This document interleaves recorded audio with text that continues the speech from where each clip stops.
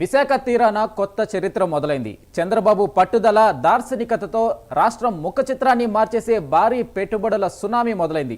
ఇది కేవలం ఒప్పందాలు కాదు, రాష్ట్రం ముఖ చిత్రాన్నే మార్చేసే పెట్టుబడుల ప్రవాహం.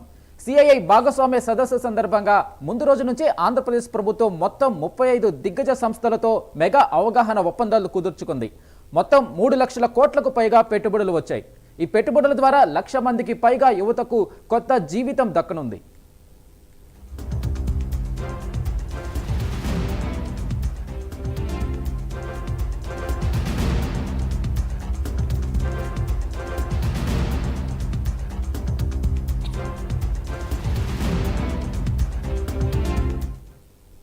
రెన్యూ పవర్ ఒక్క సంస్థ నుంచే ఏకంగా 62,000 కోట్లు, ఈజోల్ ఇంధన రంగంలో 19,000 కోట్ల పెట్టుబడి పెట్టబోతుంది.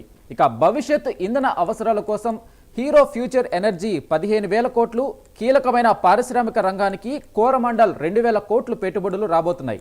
తైవాన్ ప్రైవేట్ ఇండస్ట్రియల్ పార్కు 1,200 కోట్లు, జోల్ సంస్థ కూడా 1,500 కోట్లతో రాష్ట్ర అభివృద్ధిలో భాగస్వామి కానుంది.